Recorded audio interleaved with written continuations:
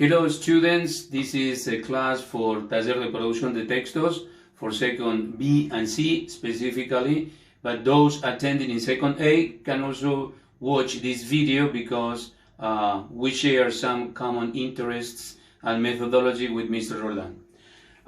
We are going to talk about narrative paragraphs.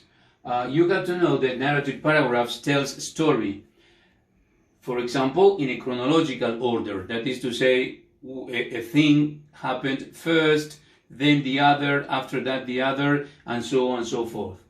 There is a little more freedom in this type of paragraphs to write because it is a story, so some elements like personal pronouns like I or me or possessive adjectives like my are allowed. You can tell the story from the personal point of view or from an objective point of view. If you write the narrative paragraph with an objective point of view, it is not going to be personal, so you are going to be a third-person narrator.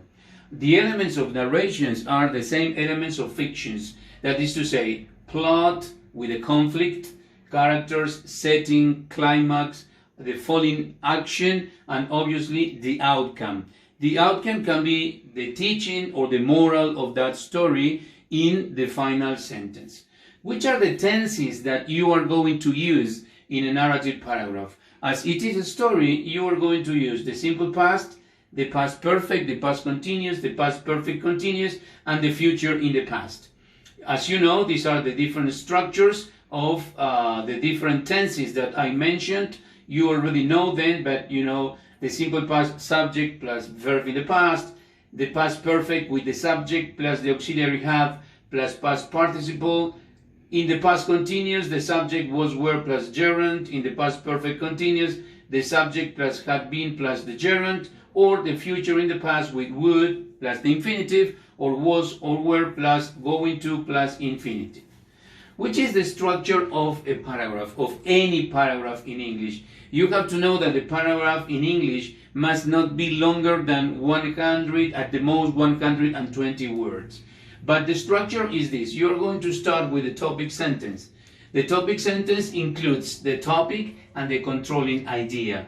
The topic is what you are going to write about, and the controlling idea is what you are going to say or to write, in this case, about the topic.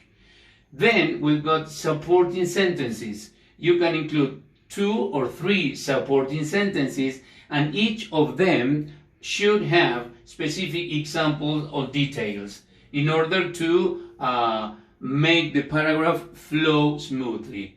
And finally, a concluding or a wrap-up sentence. You have to know that the concluding or wrap-up sentence comes back to the topic sentence. That is to say, you are going to paraphrase to come back to the topic sentence. This is, for example, a paragraph, a narrative personal paragraph that I wrote for you. I have just written this paragraph, so I apologize if you can see some mistakes. It is the saddest day of my life, and it reads, I don't know if you can see, the saddest experience of my life was the day my mother died. It was a Saturday morning when my mother told me she had been suffering shortness of breath all night long. As soon as she said that, I called the emergency medical service. After 10 minutes, an ambulance arrived, and the doctor who examined my mother informed me she had to be hospitalized. When she was being taken to hospital, she got worse. Unfortunately, my mother died an hour after she had been sent to intensive care unit. It was then that a feeling of the ED is not correct here, filled my soul, which at the same time made me realize that her disease would change my life forever. As you can see, in blue, you have the topic sentence.